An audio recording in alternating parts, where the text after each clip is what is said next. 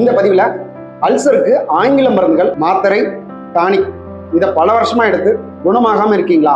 Pan-D, பேன்-40, ranitidine, rabeprazole, antacid tablet, antacid tonic rose கலர்ல இருக்கும். இதெல்லாம் பல வருஷமா எடுத்தும் இன்னும் சரியாகலையா? வருத்தப்படவே வேண்டாம். நீங்க 5 வருஷம் எடுத்திருந்தாலும் சரி, 10 வருஷம் எடுத்திருந்தாலும் சரி. இப்போ என்கிட்ட ஒரு பேஷண்ட் 7 வருஷம் தினமும் காலையில பேன்-40 அந்த டேப்லெட்டை தினமும் காலையில போட்டுட்டாதான் அவரால் அந்த ஒரு நாளையே கடக்க முடியும். நெஞ்சு எரிச்சல் அவ்வளோ இருக்கும், சாப்பிட்றதுக்கு கூட அவரால் முடியாது. அதனால என்ன பண்ணிடுவாரு, காலையில தூங்கி எந்திரிச்ச உடனே சாப்பிட்றதுக்கு 10 நிமிஷத்துக்கு முன்னாடி இந்த மாத்திரையை தினமும் போட்டுருவார்.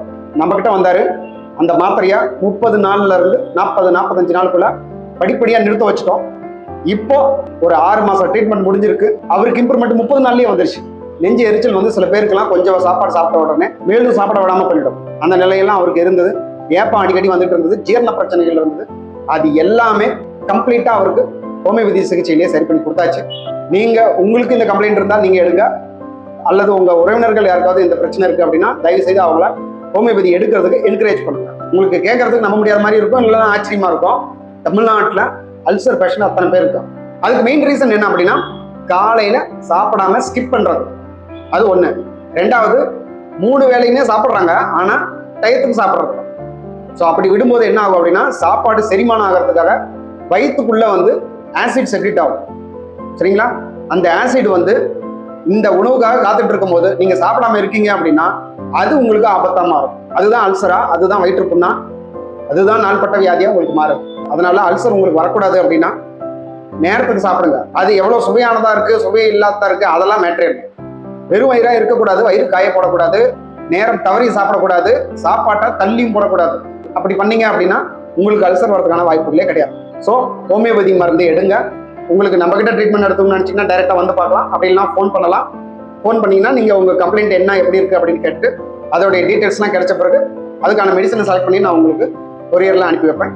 அதை எப்படி சாப்பிடணுங்கிற டீட்டெயில்ஸ்லாம் உங்களுக்கு கிளியரா சொல்லிடுவேன். நீங்க வீட்டில இருந்தே இந்த மாத்திரை எடுக்கலாம். எவ்வளோ சீக்கிரம் முடியுமோ அவ்வளோ சீக்கிரம் உங்களுக்கு குணப்படுத்தி தர முடியும். ஸோ அல்சர் இருக்கு, வயிறு எரிச்சல் இருக்கு, நெஞ்சு எரிச்சல் இருக்கு, வயிறு வலி இருக்கு, பசி எடுத்தா வயிறு எரியுது, சாப்பிட்டா குறையுது, இல்லைன்னா சாப்பிட்ட பிறகு சாப்பிடும்போது வயிறு வலி வருது, இப்படி எதுவாக இருந்தாலும் நீங்கள் தாராளமாக ஹோமியோபதி எடுக்கலாம். ரிசல்ட் ரொம்ப ஃபாஸ்டா இருக்கும். ஸோ அல்சர் ரொம்ப வருஷங்களா இருக்கு அப்படின்னா ஒரு உடனடி நிவாரணமா ஆங்கில மருந்து உங்களுக்கு உதவலாம். ஆனா குணமாகணும், அது அந்த நோயிலிருந்து முழுசா வெளியே வரணும்னு நினைச்சீங்கன்னா ஆங்கில மருந்து எல்லாருக்கும் பெரிய அளவுல வேலை செய்யாது. 5 வருஷம் 10 வருஷம் ஒரே மாத்திரை எடுத்துட்டு இருக்கிறவங்களாம் நான் பார்த்துட்டு இருக்கேன். ஹோமியோபதி எடுங்க, அல்சர்ல இருந்து ரிகவரி ஆகுங்க. நான் ஹோமியோபதி படிச்சதுனால ஹோமியோபதி எடுங்கன்னு சொல்லல. நான் பல பேரை குணப்படுத்தினதை பார்த்ததுனால உங்களுக்கு அதை நான் ஷேர் பண்றேன். உங்க நோய் எவ்வளவு வருஷங்கள் இருந்ததுங்கிறத பொறுத்து மினிமம் ஒரு 10-15 நாள்ல இருந்து மேக்சிமம் 3-4 மாசம் எடுக்கும். அப்படி எடுக்கிற மாதிரி வரும். ஆனா நீங்க 4வது மாசம் தான் இம்ப்ரூவ்மெண்ட் பார்ப்பீங்களா, 3வது மாசம் தான் இம்ப்ரூவ்மெண்ட் கிடைக்குமா அப்படிலாம் நினைக்க வேண்டாம். முதல் 10 அல்லது 15 நாள்லயே உங்களுக்கு அந்த வயிறு எரிச்சல், வயிறு வலி எல்லாம் குறைய ஆரம்பிச்சிடும். நீங்களும் நல்லா சாப்பிட ஆரம்பிப்பீங்க. அதுலயே உங்களுக்கு நல்ல டிஃபரன்சஸ்லாம் தெரியாது. ஸோ ஹோமியோபதி எடுங்க. மீண்டும் இன்னொரு பதிவில் சந்திப்போம்.